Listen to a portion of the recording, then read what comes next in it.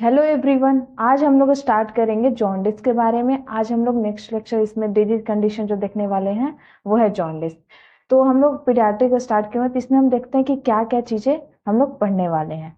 तो सबसे पहले हम लोग देखेंगे डेफिनेशन, बिलिरुबिन साइकिल, क्योंकि जो बहुत ज्यादा इंपॉर्टेंट होता है जॉन्डिस को समझने के लिए bilirubin cycle. Types of jaundice, causes, sign and symptom, diagnosis, medical management, complication and nursing management, ये सारी चीजें हम आज पढ़ने वाले हैं जॉन्डिस के लेक्चर में। तो चलिए हम सबसे पहले देखते हैं जॉन्डिस में डेफिनेशन या फिर इंट्रोडक्शन। तो इसमें सबसे पहले क्या देखेंगे कि डेफिनेशन में jaundice is not a disease, jaundice जो एक डिजीज नहीं है बट ए सिम्टम, ये एक लक्षण है, सिम्टम्स है। बहुत सारा जो लीवर डिजीज होता है जैसे हेपेटाइटिस होती है, लिवर सिरोसिस होता है, इन सारे डिजीज कंडीशन में क्या होती है कि हमें जॉन्डिस सिम्टम दिखाई देता है। तो जॉन्डिस जो है वो एक सिम्टम्स है, ना कि वो एक डिजीज कंडीशन है। ठीक है, वो डिफरेंट डिफरेंट डिजीज कंडीशन में जो है वो एज ए सिम्टम्स के रूप में दिखाई देता है। तो जॉन्डिस का डेफिनेशन क्या है? Yellowish discoloration of eye, mucus membrane, sclera, skin, ये सारी जब येलोविश डिस्कलरेशन होने लगता है तो इसे हम बोलते हैं जॉन्डिस। और किस वजह से होता है? Increase level of bilirubin, bilirubin के लेवल को इंक्रीज हो जाने के बाद ये चीजें होती हैं। अब हम देखेंगे normal level of bilirubin, bilirubin का नॉर्मल लेवल कितना है? तो 0.2 से 1.0 मिली डेसीलीटर जो होती है एक नॉर्मल रेंज होती है बिलिरुबिन की, जिसमें जो होता है बिलिरुबिन दो तरह की होती है, डायरेक्ट बिलिरुबिन और इनडायरेक्ट बिलिरुबिन। यहाँ पे आपको देखने को मिल रही होगी, पहला डायरेक्ट बिलिरुबिन, दूसरा जो है इनडायरेक्ट बिलिरुबिन। तो जो डायरेक्ट बिलिरुबिन होती है उसे अनकंजुगेटेड भी बोलते हैं और साथ से साथ फ्री भी बोलते हैं और वाटर सॉल्युबल। जो डायरेक्ट बिलिरुबिन है वो अनकॉन्जुगेटेड होती है और वाटर, सॉरी मैंने यहाँ लगता है गलत लिख दिया है, डायरेक्ट जो बिलिरुबिन है वो होती है कंजुगेटेड, सॉरी कंजुगेटेड, और ये जो होती है अनकंजुगेटेड होती है।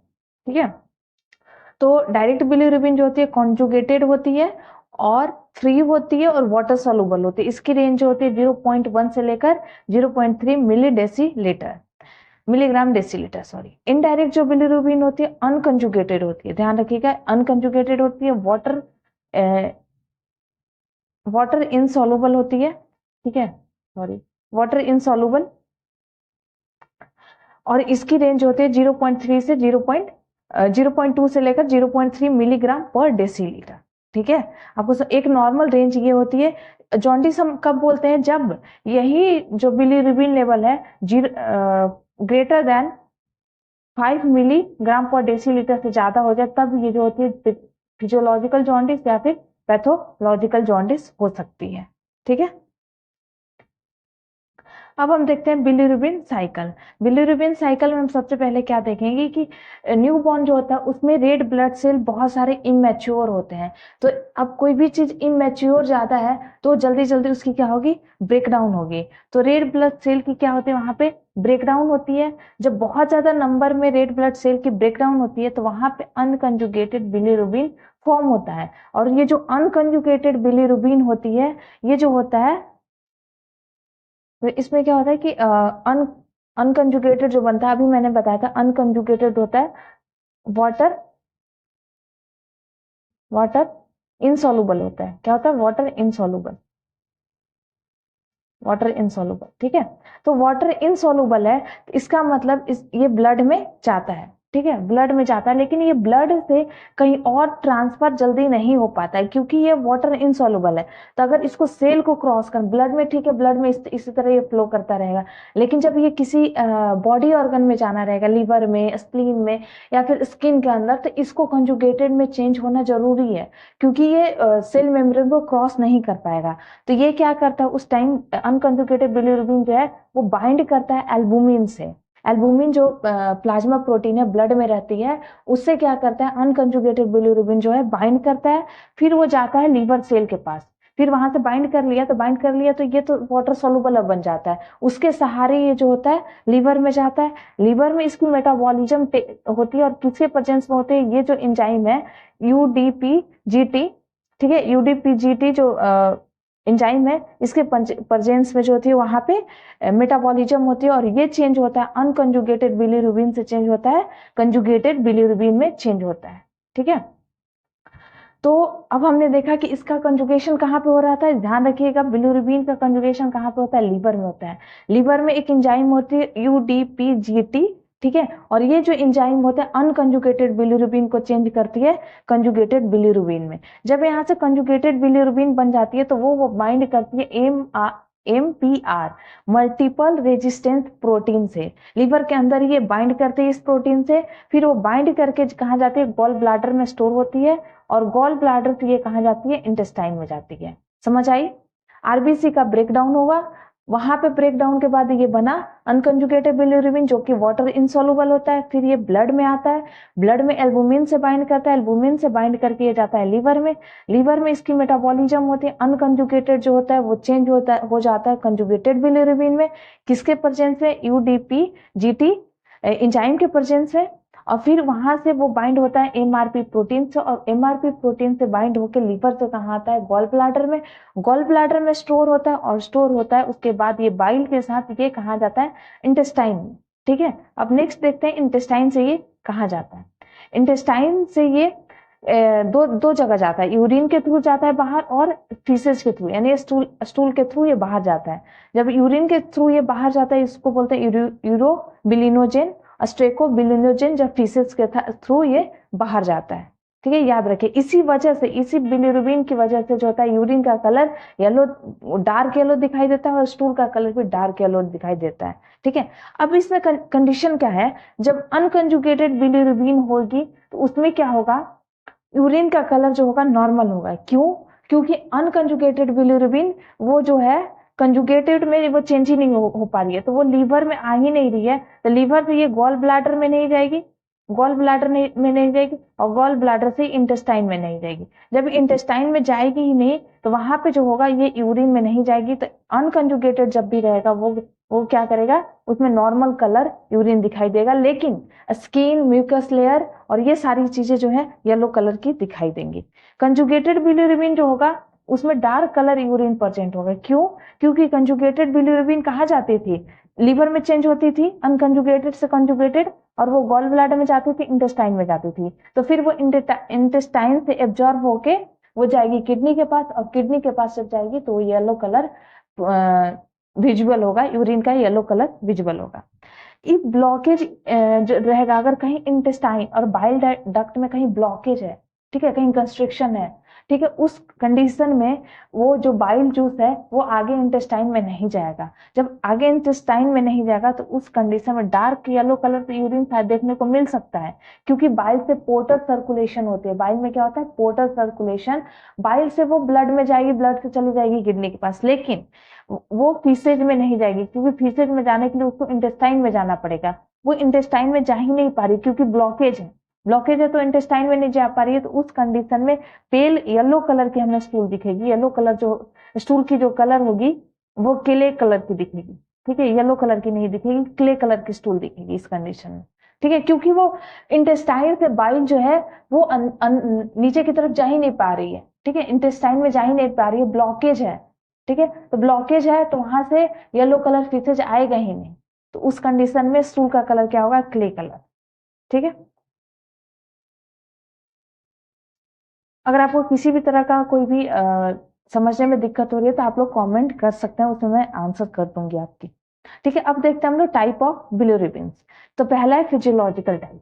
ठीक है, तो इसमें हम फिजियोलॉजिकल टाइप जो होता है वो कब अपीयर होता है, ध्यान रखिएगा, आफ्टर 24 आवर ऑफ बर्थ। जब बच्चा जन्म लेता है, अगर फुल टर्म बेबी है, टर्म बेबी है, तो उसके 24 घंटे बाद जन्म लेगा, उसके 24 घंटे बाद जॉन्डिस, ये फिजियोलॉजिकल जॉन्डिस होगी। अगर प्री टर्म बेबी है तो उससे 48 आवर्स के बाद फिजियोलॉजिकल जॉन्डिस होगी।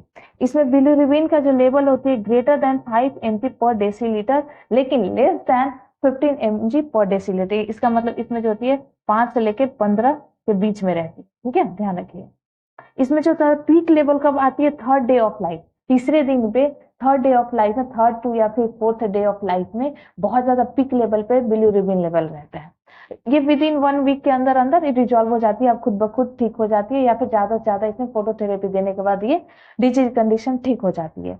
इसकी कॉजेज क्या है, increase number of bilirubin in the case of immature RBC, sorry, RBC जो है न्यू बॉर्न में बहुत ज्यादा नंबर में हो, तो अगर बहुत ज्यादा नंबर में तो बहुत ज्यादा नंबर में उसका डिस्ट्रक्शन होगा। अभी मैंने बताया था कि आरबीसी का ब्रेकडाउन होने की वजह से वहां बिलिरुबिन जनरेट होता था, ठीक है।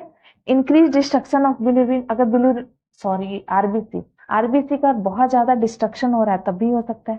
लाइफ स्पान ऑफ आरबीसी अगर डिक्रीज हो जाता है, बच्चों में जो होती है लाइफ स्पान कितने होते हैं 60 to 90 डेज, अगर लेस देन 60 डेज हो जाए, 60 से कम हो जाए तो भी, 60 से कम हो जाएगी तो यानी 60 दिन से पहले ही आरबीसी का डिस्ट्रक्शन हो रहा है, तो उस केस में भी बहुत ज्यादा आरबीसी का डिस्ट्रक्शन होगा तो बिलिरुबिन का फॉर्मेशन होगा। इमेच्योर लीवर है, लीवर इमेच्योर है, वो सही तरीके से आरबीसी का फॉर्मेशन या फिर उसकी डिस्ट्रक्शन हो ही नहीं पा रही है।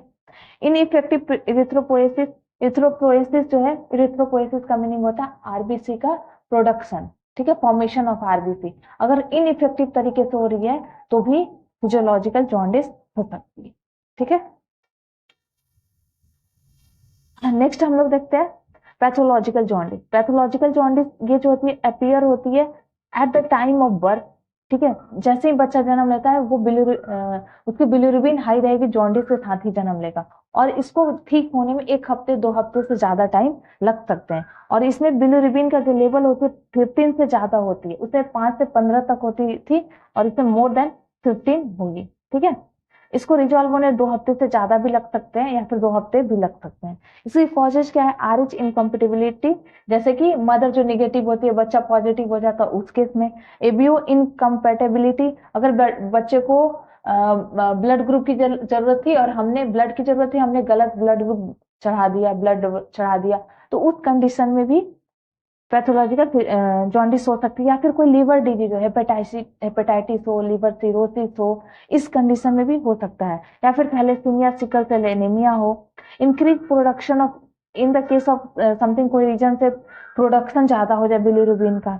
इंटेस्टाइनल और बाइल डक्ट ऑब्स्ट्रक्शन हो तब भी ये कंडीशन हो सकती है, ठीक है। नेक्स्ट देखते हैं breast milk jaundice. Breast milk jaundice में क्या होता है कि मदर मिल्क जो होती है उसमें एक मेटाबोलाइट होता है जिसको बोलते हैं प्रेगामाइन 3 अल्फा 2 बीटा डाइऑल, ठीक है। प्रेगामाइन 3 अल्फा 2 बीटा डाइऑल जो कि मेटाबोलाइट्स होती है प्रोजेस्टेरोन की, और ये क्या करती है, यूडीपी जो जीटी जो इंजाइम था जो अनकंजुगेटेड को कंजुगेटेड में चेंज करता था, हमने देखा था उस साइकिल में, ध्यान रखिएगा। यूडीपी जीटी जो इंजाइम था वो अनकंजुगेटेड बिलिरुबिन को चेंज करता था कंजुगेटेड में, जिसकी वजह से कंजुगेटेड में चेंज होने के बाद वो आसानी से शरीर से बाहर निकल जाता था। लेकिन अगर यही इंजाइम जो की एक्टिविटी जो है वो डिक्रीज कर जाए तो यहाँ पे कन्वर्जन जो होती थी अनकंजुगेटेड बिलिरुबिन से कंजुगेटेड बिलिरुबिन में वो नहीं हो पाएगी और वो बॉडी में एक्यूमुलेटेड होने लगेगी, क्योंकि एक्सक्रीट ही नहीं हो पाएगी ना। एक्सक्रीट होने के लिए वो कंजुगेटेड में चेंज होना जरूरी था। जब वो कंजुगेटेड में चेंज ही नहीं हो पा रही है तो वो बॉडी में एक्यूमुलेट होते रहेगी, एक्यूमुलेट जमा होते रहेगी और वो कॉज कराएगी जॉन्डिस, ठीक है। वो बॉडी में एक्यूमुलेट होने लगी और कॉज कराएगी जॉन्डिस, ठीक है। आई थिंक समझ आया होगा। अगर आपको ये लेक्चर समझ आ रही होगी तो प्लीज चैनल को लाइक एंड सब्सक्राइब जरूर करें। नेक्स्ट देखते हैं breast feeding jaundice. Breast feeding jaundice में क्या होता है कि अगर मदर जो है बहुत अच्छे तरीके से इनएडुकेट तरीके से ब्रेस्ट फीडिंग करा रही है तो उस कंडीशन में क्या होगा, इंटेस्टाइनल एक्टिविटी जो होगी बच्चे की वो डिक्रीज कर जाएगी, क्योंकि उस वक्त सिर्फ उसके लिए खाने और पीने के लिए सिर्फ जो क्या है ब्रेस्ट फीड है। अगर वो इनएडुकेट तरीके से हो रही है तो उसकी इंटेस्टाइनल एक्टिविटी जो होगी वो डिक्रीज कर जाएगी। उस कंडीशन में क्या होगा, बिलिरुबिन का एक्सक्रीशन अच्छे तरीके से नहीं हो पाएगा इंटेस्टाइन के थ्रू। जब एक्सक्रीशन नहीं हो पाएगा तो बॉडी में एक्यूमुलेट होने लगा और वो कॉज कराएगा जॉन्डिस, ठीक है। इसके ट्रीटमेंट में मेन क्या किया जाता है कि मदर को बोला जाता है एक्सक्लूसिव ब्रेस्ट फीडिंग ज्यादा से ज्यादा बढ़िया से बढ़िया तरीके से हर 2-2 घंटे पे ब्रेस्ट फीडिंग अच्छे तरीके से बच्चे को कराएं, ठीक है। नेक्स्ट देखते हैं कॉजेज। कॉजेज ये कुछ जो है जेनेटिक कॉजेज हैं, जेनेटिक है, ये सारी जेनेटिक है, ठीक है। ये ध्यान रखिएगा जेनेटिक सिंड्रोम पे रिलेटेड है। जैसे पहला है गिलबर्ट सिंड्रोम। गिलबर्ट सिंड्रोम में क्या होता है कि lack of UDP GT enzyme, यही इंजाइम क्या करता था, अनकंजुगेटेड से कंजुगेटेड में चेंज करता था। तो यहाँ पे अनकंजुगेटेड से कंजुगेटेड में चेंज ही नहीं हो पाएगा क्योंकि इस इंजाइम की कमी हो गई है, और जब कंजुगेटेड में चेंज नहीं हो पाएगा तो बॉडी में एक्यूमुलेट करते रहेगा और वो कॉज कराएगा जॉन्डिस को। किगलर नाजर सिंड्रोम, इसमें भी यही एंजाइम की कमी होती है। डुबिन जॉनसन सिंड्रोम, इसमें डेफिशिएंसी हो जाती है एमआरपी प्रोटीन की। अब साइकिल में जाके फिर से चेक कीजिएगा, एमआरपी प्रोटीन क्या कराती थी, लीवर से गॉल ब्लैडर में लेके आती थी कंजुगेटेड बिलिरुबिन को। ठीक है, कहां से लेके आती थी, लीवर से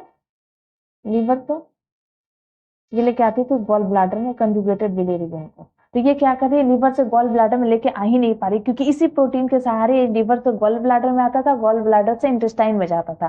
तो ये प्रोटीन की कमी होगी, तो ये आगे जा ही नहीं पा रही, अनकंजुगेटेड बिलिरुबिन का एक्युमुलेशन होने लगता है बॉडी में। रोटार सिंड्रोम क्या कहती है, इंक्रीज कर देती है कंजुगेटेड बिलिरुबिन को, डिक्रीज कर देती है intracellular capacity of hepatocyte cell. Hepatocyte cell कहाँ होती है, लीवर में होती है। ये कहाँ होती है, लीवर में। और लीवर में ये सेल की कैपेसिटी डिक्रीज कर जाती है, तो वहां पे जब इसकी कैपेसिटी डिक्रीज कर जाएगी तो लीवर में क्या फंक्शन होता था, अनकंजुगेटेड से कंजुगेटेड में चेंज होता था। तो ये जो एक्टिविटी है वो नहीं हो पाएगी। ठीक है, तो ये सारी कुछ जेनेटिक डिजीज कंडीशन है जिनमें जॉन्डिस होने की चांसेस होती है। अब देखते हैं sign and symptoms of jaundice, जिसमें क्या होती है, yellowish discoloration of sclera, skin, mucus membrane, जो ये सारी चीजों की येलोविश डिस्कलरेशन होती है, जो कि हमें विजिबल दिखाई देती है बच्चों में। स्टार्ट फ्रॉम कहां से स्टार्ट होती है, सबसे पहले फेस से, नेक से, एब्डोमेन, लोब, मतलब ऊपर से स्टार्ट होगी, फिर ये नीचे की तरफ जाती है। डार्क कलर यूरिन आ सकता है या फिर clay colour stool. Clay colour stool मैंने अभी जस्ट बताया था पीछे में कि अगर इंटेस्टाइनल ऑब्स्ट्रक्शन हो रखा है तो क्ले कलर स्टूल आएगी, क्योंकि उसमें जो बिलिरुबिन है वो इंटेस्टाइन में पहुंच ही नहीं पा रहा है। ये एक स्केल है जिसको बोलते हैं कारमर विजुअल स्केल। ठीक है, एक साइंटिस्ट ने दिया था कारमर विजुअल स्केल, जिसके थ्रू क्या करते हैं हम येलोविश डिस्कलरेशन को देख के हम पता कर सकते हैं कि कितना उसका बिलिरुबिन लेवल है। अगर सिर्फ हमारा आईज और फेस इन्वॉल्व है येलोविश डिस्कलरेशन में, तो इसका मतलब बिलिरुबिन का लेवल 5 से 10 के बीच में, 5 से 8 के बीच में। ठीक है, नेक एरिया भी अगर येलो हो गया तो इसका मतलब 10-12 के आसपास है। थॉरेक्स और अपर अम्बिलिकल, ठीक है, abdomen area, upper abdomen area और थॉरेक्स एरिया अगर इंक्लूड है तो इसका मतलब 12 mg पर डेसीलीटर के आसपास बिलिरुबिन लेवल है। अगर लोअर एक्सट्रीमिटीज और लोअर अम्बिलिकस जो है, मतलब थाई वाला एरिया, लोअर एब्डोमेन एरिया अगर इंक्लूडेड है तो ये हो गया 15 mg पर डेसीलीटर के आसपास है। अगर हमारा पाम और सोल इंक्लूड है तो 20 mg पर डेसीलीटर या फिर इससे ज्यादा भी हो सकता है। ठीक है, ये कारमर स्केल इन सारी चीजों को हम देख के जान सकते हैं कि कितना बिलिरुबिन लेवल हो सकता है। ठीक है, नेक्स्ट देखते हैं डायग्नोस्टिक इवैल्यूएशन। हम हिस्ट्री टेकिंग करेंगे, पूछेंगे। ठीक है, तो उसमें हमें हिस्ट्री टेकिंग में हमें साइन और सिम्टम्स में ही दिख जाएंगे येलोविश डिस्कलरेशन। फिजिकल एग्जामिनेशन करेंगे तभी हमें स्क्लेरा येलो कलर दिख सकती है, palm, sole, skin colour, mucus membrane yellow colour, urine colour कैसा है, स्टूल कलर कैसा है। ठीक है, कारमर स्केल अभी मैंने बताया, टोटल बिलिरुबिन टेस्ट करके देख सकते हैं, उसमें अगर बिलिरुबिन लेवल 5 से ज्यादा है तो हम पता कर सकते हैं। स्टूल और यूरिन कलर देख सकते हैं। और एक और होती है पीसीबी। ठीक है, एक मशीन होती है, इस तरीके से एक मशीन होती है जिसको हम स्टर्नम के ऊपर रखते हैं, बेबी के स्टर्नम के ऊपर रखते हैं, तो हमें बिलिरुबिन लेवल इंस्टेंट पता चल जाता है। एक छोटी सी मशीन होता है, जाके सर्च कर लीजिएगा गूगल पे, ट्रांसक्यूटेनियस बिलिरुबिनोमीटर। ठीक है, ट्रांसक्यूटेनियस बिलिरुबिनोमीटर, जिसको हम यूज करते हैं बिलिरुबिन लेवल चेक करने के लिए। हम इस बच्चे के स्टर्नम पे रखते हैं और वहां से हमें पता चल जाता है उस मशीन में, ठीक है, कि कितना बिलिरुबिन लेवल है। ठीक है, ये रहा डायग्नोस्टिक इवैल्यूएशन। इस कंडीशन से हम सारी चीजें पता करते हैं कि उसको जॉन्डिस है या नहीं है। ठीक है, नेक्स्ट देखते हैं मेडिकल मैनेजमेंट। मेडिकल मैनेजमेंट में हम सबसे पहले कौन सी ड्रग यूज करते हैं, फिनोबार्बिटॉन, जो कि ड्रग ऑफ चॉइस है। और ये क्या करती है, इसकी एक्टिविटी क्या कर देती है, इंक्रीज कर देती है, इस एंजाइम की एक्टिविटी को इंक्रीज कर देती है। और ये एंजाइम क्या करती है, अनकंजुगेटेड बिलिरुबिन को चेंज कर देती है कंजुगेटेड बिलिरुबिन में। ठीक है, फोटोथेरेपी का हेल्प लेते हैं, जो कि हेल्प करती है absorption and excretion of bilirubin. Phototherapy में टोटल 6 लाइट होते हैं, जिसमें 4 ब्लू लाइट होते हैं और 2 व्हाइट लाइट होते हैं। ब्लू लाइट जो होता है वो हेल्प करता है एक्सक्रीशन में, और व्हाइट लाइट जो है हेल्प करता है एब्जॉर्प्शन में। ठीक है, डिस्टेंस जो है ये मान लेते हैं कि यहाँ पे न्यूबॉर्न बेबी है और यहाँ पे हम मशीन ऐसे लगाते हैं। ठीक है, तो ये जो यहाँ से यहाँ तक जो डिस्टेंस है वो कितना होना चाहिए, 45 सेंटीमीटर होनी चाहिए। वेवलेंथ कितनी होनी चाहिए लाइट की, 460 to 490 नैनोमीटर, ठीक है। ये सारी चीजें फोटोथेरेपी से रिलेटेड है। कॉम्प्लिकेशन क्या हो सकती है इसमें, ये एक हम ड्रग से इसको ट्रीट कर सकते हैं और दूसरा हम क्या कैसे कर सकते हैं, फोटोथेरेपी के थ्रू। अब इसके कॉम्प्लिकेशन जो है कर्नी इक्ट्रस और इंसेफेलोपैथी। जब बिलिरुबिन लेवल 20 mg पर डेसीलीटर से ज्यादा हो जाता है तो ये क्या करता है कि ब्लड ब्रेन बैरियर को क्रॉस कर जाता है, यानी हमारी ये ब्रेन में चला जाता है। जब ये ब्रेन में चला जाता है तो कर्नी इक्ट्रस और इंसेफेलोपैथी कराता है। कर्नी इक्ट्रस में जो होती है बॉडी कैसे हो जाती है, बो शेप की हो जाती है, जिसको इस्फेस्फोटोमस बोला जाता है, जिसमें जैसे कि टेटनस कंडीशन में होती है बॉडी जो होती है बो कलर की हो जाती है, बहुत ज्यादा इसमें मसल रिजिडिटी, मसल क्रैम्प्स वगैरह होते हैं, ठीक है। तो ये करने एक ट्रस्ट के कंडीशन में होता है, और इस कंडीशन में जो हम करते हैं वो करते हैं हम ब्लड ट्रांसफ्यूजन जो होती है, हम इसमें ब्लड ट्रांसफ्यूजन करते हैं और बिलिरुबिन को हम बाहर निकालते हैं ब्लड ट्रांसफ्यूजन करके, ठीक है। नेक्स्ट देखते हैं हम नर्सिंग रिस्पॉन्सिबिलिटी। तो इसमें हम फ्लूइड एंड इलेक्ट्रोलाइट को बैलेंस करके रखें, क्योंकि इस कंडीशन में क्या होती है कि बच्चों को जब हम फोटोथेरेपी देते हैं तो उसमें से हीट जनरेट होती है और उसका बॉडी जो होता है बहुत ज्यादा हीटिंग इफेक्ट होती है, तो इवेपोरेशन बहुत ज्यादा होता है। तो फ्लूइड एंड इलेक्ट्रोलाइट की बैलेंस को हमें मेंटेन करके रखना होता है। एक्सपोज फुल बॉडी, पूरे बॉडी को जब हम फोटोथेरेपी देते हैं तो पूरे बॉडी को एक्सपोज करते हैं, लेकिन आई और जेनेटल एरिया को हम कवर करके रखते हैं, क्योंकि ये आई और जेनेटल एरिया को हार्म पहुंचा सकती है, ठीक है। चेंज करते हैं हम फोटोथेरेपी के दौरान, हम पोजीशन को क्यों चेंज करते हैं, क्योंकि पोजीशन को इसलिए चेंज करते हैं कि पूरी बॉडी जो है एक्सपोज हो सके लाइट रेज से, ठीक है। जो भी हम फोटोथेरेपी दे रहे हैं, लाइट रेज दे रहे हैं, उससे पूरी बॉडी जो है प्रॉपर तरीके से एक्सपोज हो सके, ठीक है। Maintain distance between new born and phototherapy, जो मशीन है उसके बीच में जो है हमें डिस्टेंस को मेंटेन करके रखना है। अभी हमने देखा था 45 सेंटीमीटर। टेम्परेचर हमें मेजर करते रहना है, क्यों, क्योंकि अभी मैंने बताया कि फोटोथेरेपी के दौरान हीटिंग इफेक्ट होती है और हीटिंग इफेक्ट के थ्रू बच्चा जो है हाइपर थर्मिया में जा सकता है। तो हमें जो है टेम्परेचर को कंटिन्यूअसली हर 2-2 घंटे पे मेजर करते रहना है। हमें चेक करना है बिलिरुबिन को हर 12 से 24 घंटे में। अभी जो मैंने मशीन बताया था TTB, ट्रांस क्यूटेनियस बिलिरुबिनोमीटर, और इसको हम कहाँ से चेक करते हैं, अस्टर्नम एरिया से चेक करते हैं।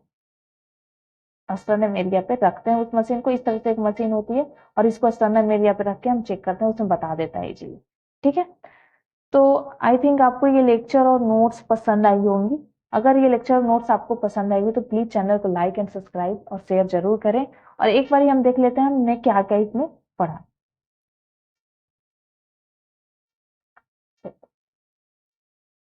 इसमें सबसे पहले हमने क्या क्या पढ़ना था वो देखा, फिर उसके बाद हमने इसका इंट्रोडक्शन पार्ट देखा, ठीक है। फिर कितना ज्यादा होगा, 5 से ज्यादा होगा तो फिजियोलॉजिकल और पैथोलॉजिकल जॉन्डिस हो सकती है। बिलिरुबिन साइकिल देखा, क्योंकि ये हेल्प करती है समझने में कि कहाँ से कहाँ बिलिरुबिन जाता है और कैसे चेंज होता है, ठीक है। ये सारी चीजें, types of jaundice, physiological jaundice, pathological jaundice, breast milk jaundice और ब्रेस्ट फीडिंग जॉन्डिस। उसके बाद कॉजेज जो होती है, कुछ जेनेटिक कॉजेज होती है, गिलबर्ट, किगलर, डॉबिस, जॉनसन, रोटर सिंड्रोम, ठीक है। साइन और सिम्टम्स, डायग्नोस्टिक इवैल्यूएशन कैसे करेंगे, मेडिकल मैनेजमेंट और कॉम्प्लिकेशन क्या कर सकते हैं, और साथ के साथ नर्सिंग मैनेजमेंट। तो आई थिंक आपको ये लेक्चर और नोट्स पसंद आई होगी। Thank you very much. Channel को लाइक एंड सब्सक्राइब जरूर करें।